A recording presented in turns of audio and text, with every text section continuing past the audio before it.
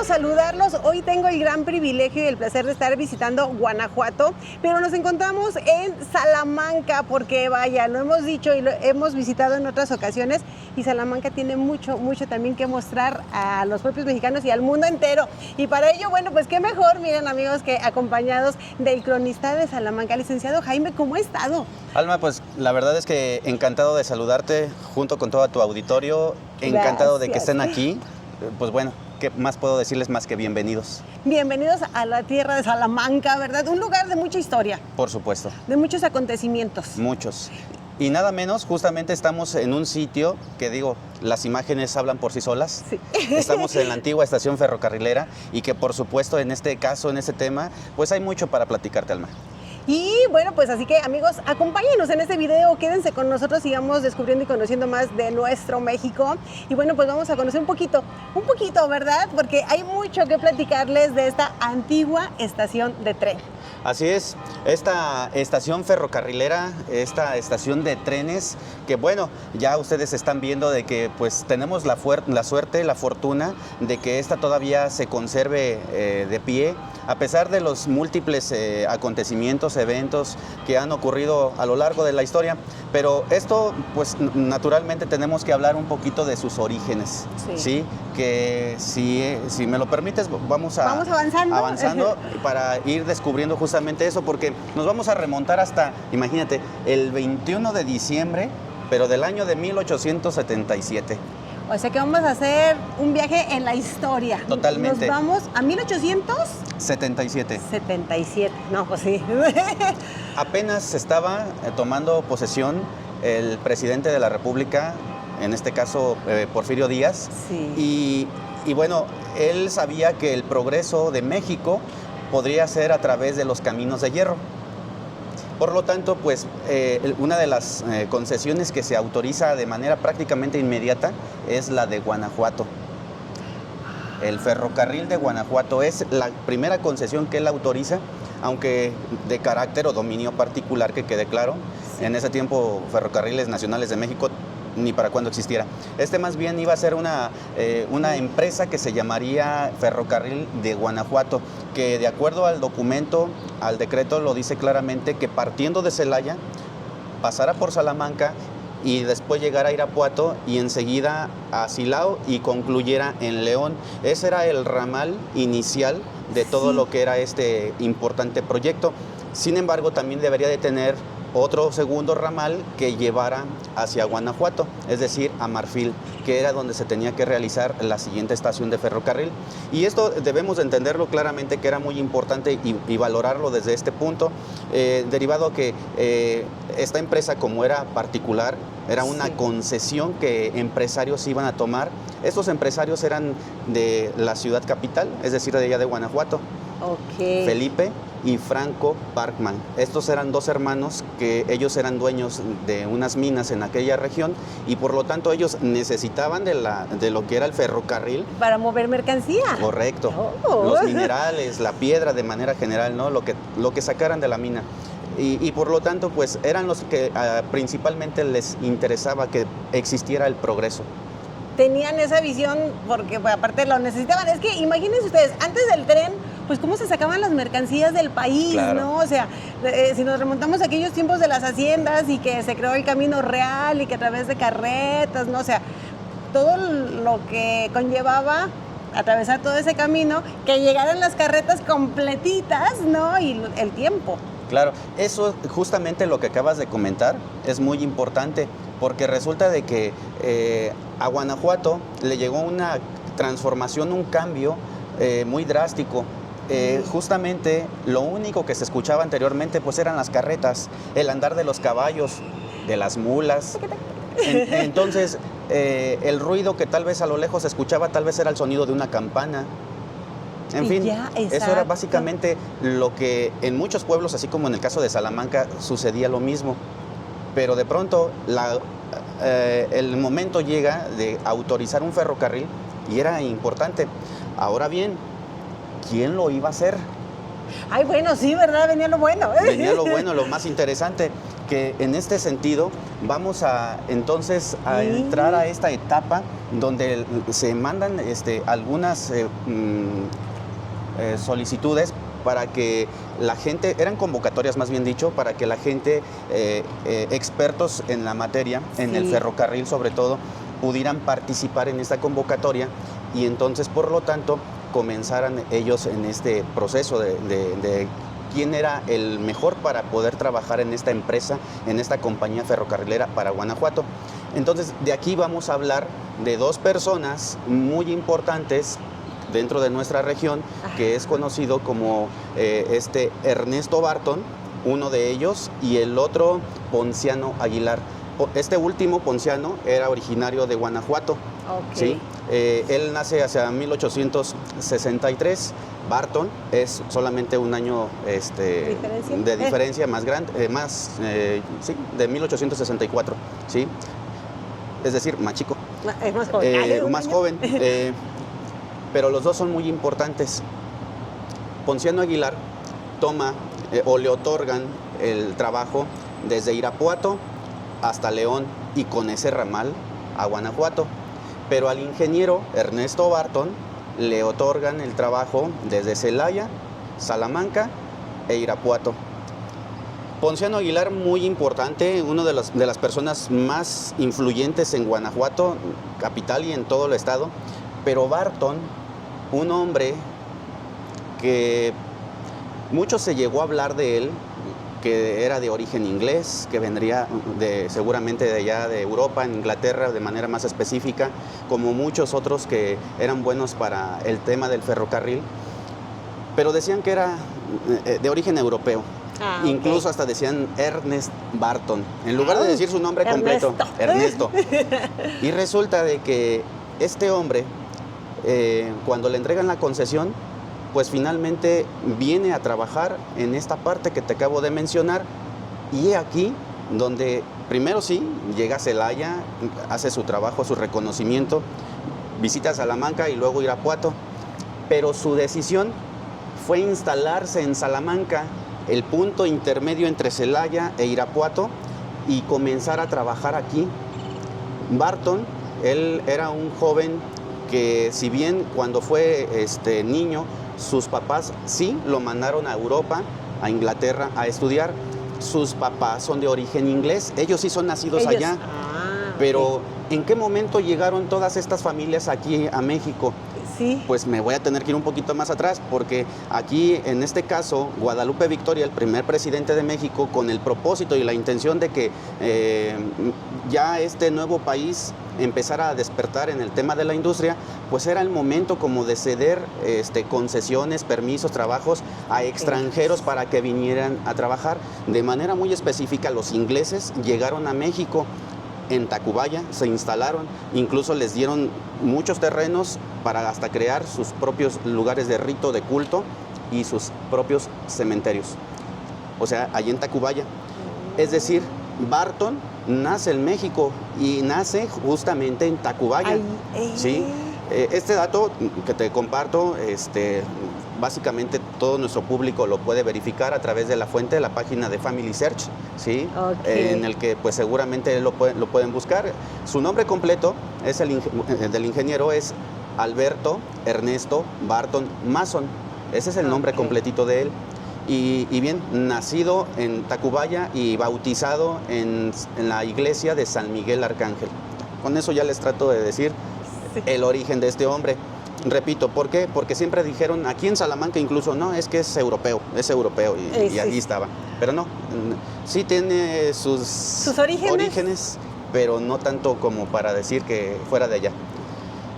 Así pues, Barton lo mandan a Europa a estudiar y regresa ya siendo un hombre preparado, por supuesto, especializado, fue ingeniero mecánico, civil y arquitecto. ¡Ande! Con todas estas capacidades y esas grandes habilidades de aquel entonces, ahora sí, ya sabemos quién llegó a Salamanca. ¿Sí? Era necesario hablar de ese antecedente. Claro. Y ahora bien, este hombre, cuando se instala aquí dentro en la entonces villa todavía, pues resulta de que ve un lugar muy tranquilo, muy apacible, muy provinciano, y se instala en un hotel conocido en aquel tiempo como Juárez, ¿sí? Donde conoce a una familia de apellido Moreno. He allí donde comienza a cambiar su vida, comienza a cambiar su historia, porque dentro de esta familia encuentra el amor de su vida. ¡Ay, encontró el amor! Entonces, esa fue tal vez, si quieres llamarle, el pretexto, el mejor pretexto, como para decir, de aquí soy. Aquí quiero trabajar. Sí, aquí mi corazón se va a quedar. Y justamente esto fue lo que hizo de que todos los trabajos se empezaran a planear desde este punto, ¿sí? Sí, se tenía que trasladar a Celaya y obviamente si en coche estamos hablando que hoy en día son 40 minutos, 45. ¿En aquel entonces? En aquel entonces eran cerca de más o menos 4 o 5 horas. ¡Ay! No sé. Porque los caminos eran difíciles y no se diga sobre todo en tiempo de lluvia. Cuando a lo mejor estamos hablando que a caballo tal vez se reducía, tal vez era la mitad, pero pues solamente a caballo. En fin, eran momentos y circunstancias totalmente distintas, nada que ver con lo que hoy en día vivimos. No. Y precisamente por eso es de que Barton, pues aquí se instala, él pone el argumento de que pues tiene de intermedio este punto para dirigirse a cualquiera de las dos partes extremas, Celaya, Irapuato para él, y así, en fin. Entonces vemos al ingeniero que empieza a planear, empiezan a buscar dónde poner la vía.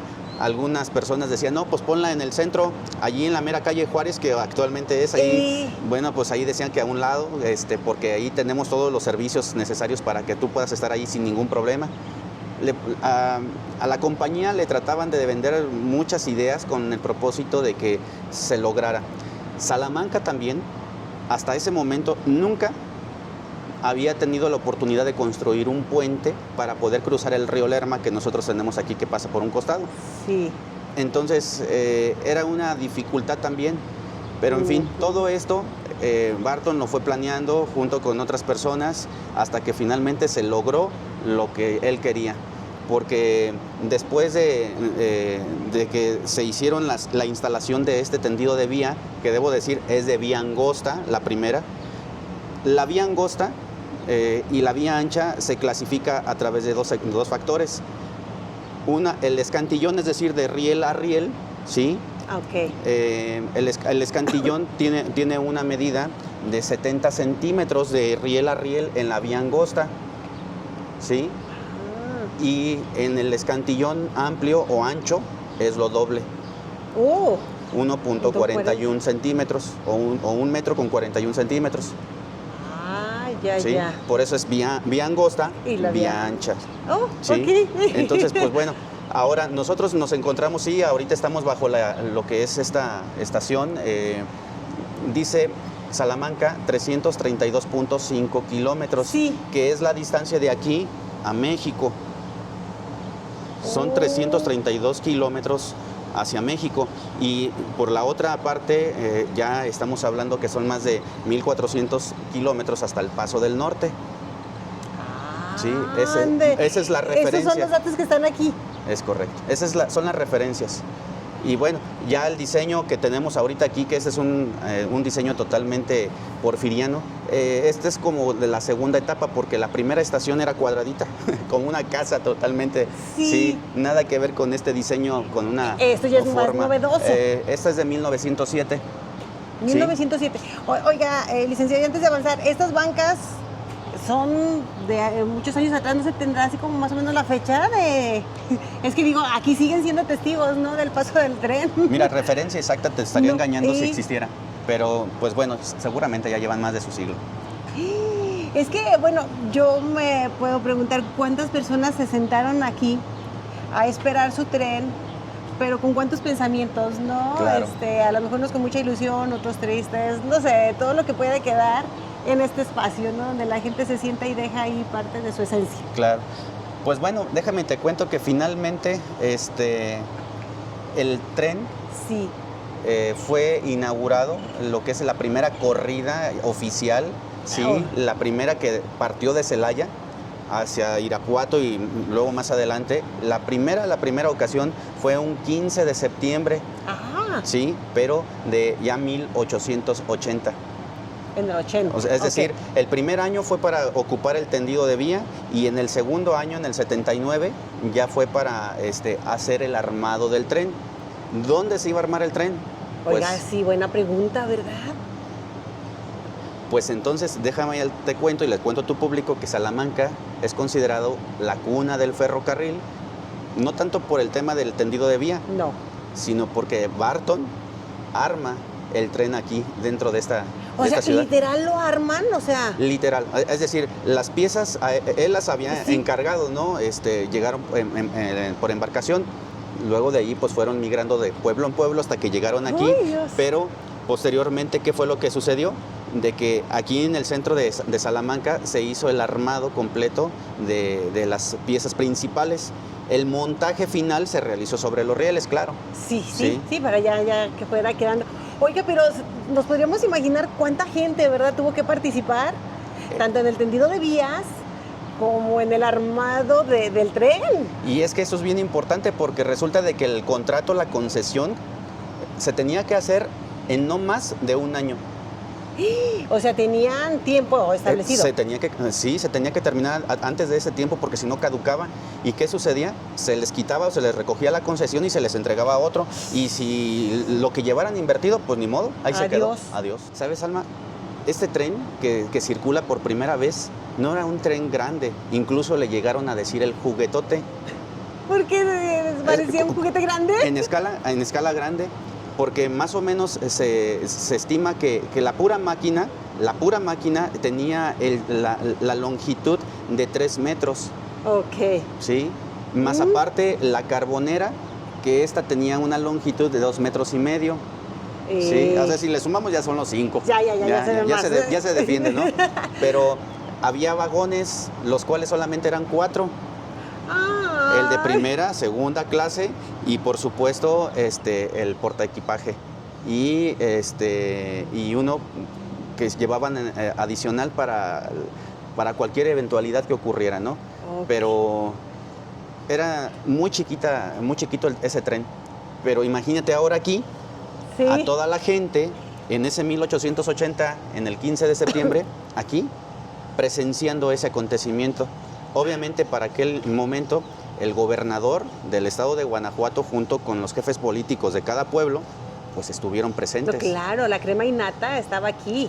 Además del ingeniero Barton, de Ponciano Aguilar también, que estuvieron presentes porque ellos eran los responsables de que funcionaran obviamente este tren sin ningún contratiempo. Y miren amigos, acá de este lado dice telégrafo, que las nuevas generaciones ni idea tienen que era el telégrafo, pero me imagino que era para que aquí la gente viniera a enviar sus mensajes. Así es, venían y mandaban sus mensajes, también se podían mandar cartas a través de lo que es el Tren Express, también se podía hacer esto y obviamente pues irse de pasajero uno, eso era una maravilla. Oye, entonces estamos hablando que aquí era, por decirlo así, como la tecnología andando, ¿verdad? O sea, podías llegar más rápido a tu destino, podías enviar un telégrafo que lo podían recibir en unos minutos después a su destino, o sea, mandar una carta que pues ya también tenía más fácil el enviarla lejos, ¿no? Sí, por supuesto. De hecho, aquí hacen falta más elementos que deberían de estar complementando esto que dice telégrafos, puesto que aquí la base había una cabina, una pequeña caseta donde los cables llegaban, se bajaban, descargaban y entraban entonces a la parte de la operación con esas famosas claves tipo Morse. Sí.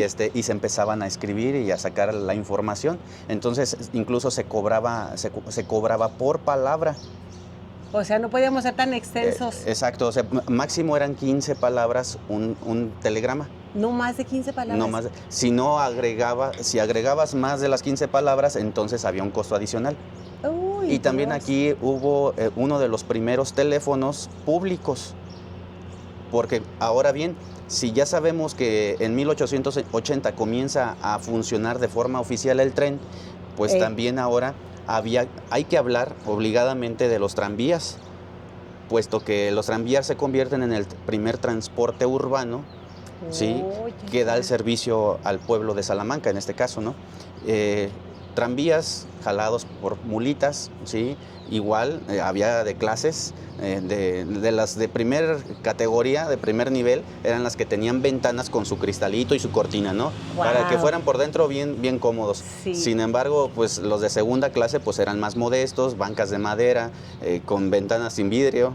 Uy, imaginemos, más incómodo, sí. Pero aún así el trayecto pues era salir por esta calle que tenemos aquí a espaldas, que es la Álvaro Obregón, anteriormente conocida calle Porfirio Díaz, y llegar luego hasta lo que es ahora el jardín. Pero entonces había un teléfono aquí y el otro teléfono allá en el jardín, con el objetivo de decir, ¿sabes qué? Ya viene el tren, preparen, ahí vienen los carros, hagan el cambio. Bueno, todo lo que tenía que ver los movimientos y la operación de aquellos tiempos. Oye, licenciado, y entonces podríamos decir que en aquel momento el tren coloca a Salamanca en la mira de todos, ¿no? O sea, era el desarrollo, era...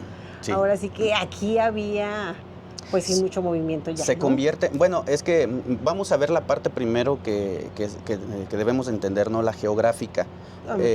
Primeramente, sabemos que nuestra ciudad estratégicamente está muy bien ubicada. Sí, privilegiada. Con este corredor industrial demasiado fuerte hoy en día. En aquellos tiempos ya lo empezaban a ver de esta manera.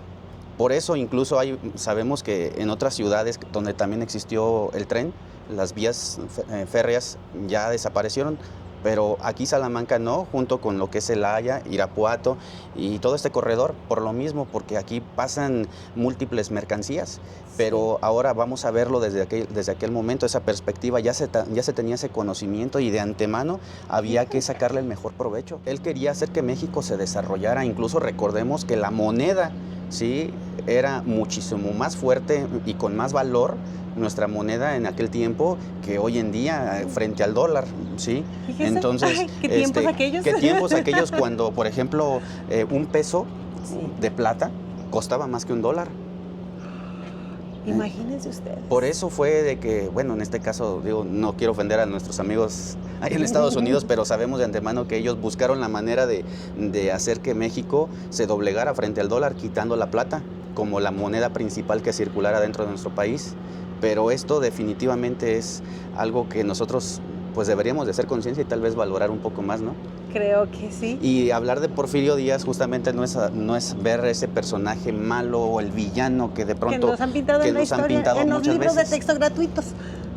Debemos de ver justamente esa visión que él llegó a tener, esas ganas de ver progresar su país. Y vaya, digo, no solamente el caso de Guanajuato fue el que le otorgó la concesión, ¿sí?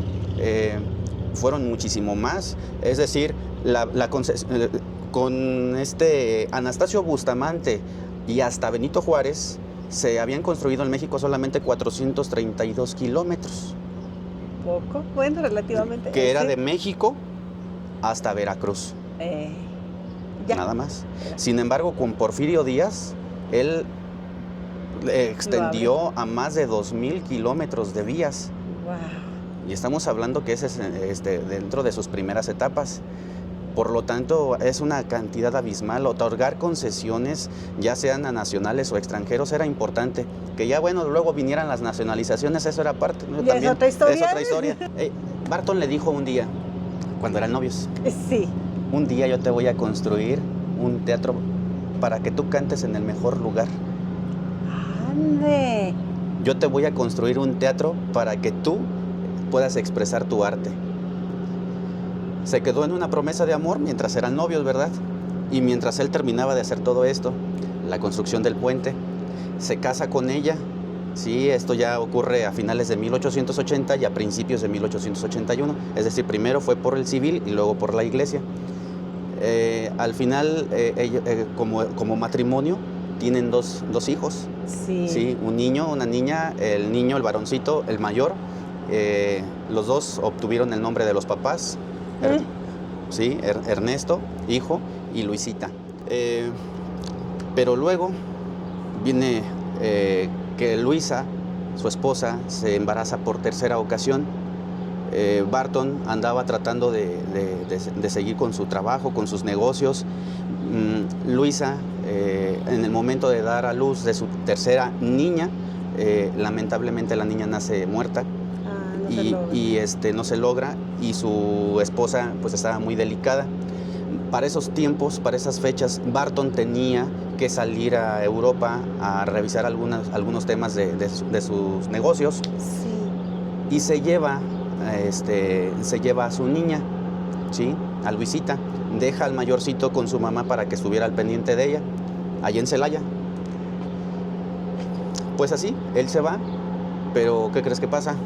¿Qué sucede? En el regreso, en el trayecto, la niña se enferma, le da se contagia de una de las tantas epidemias que había en aquellos tiempos, y le da escarletina. Wow. Escarletina es algo similar al sarampión. Sí. Y la niña se pone muy grave, muere. La niña llega a México, sí, todavía con vida, pero ya nada más llegó a morir. Y entonces Barton, que estuvo al pendiente de ella obviamente, allá en la Ciudad de México, también este hombre allá es donde muere, en la Ciudad de México. Para concluir en este tema con ellos, Barton muere, pero Luisa, dicen que por tanto fue el dolor que llegó a tener, que se volvió loca. Dicen que su hijo también, jovencito, ya de 15, 17 años, lo miraban a veces caminando entre estas calles, y sobre todo aquí, únicamente con la gabardina puesta de su papá, a veces desnudo, porque los familiares lo descuidaban.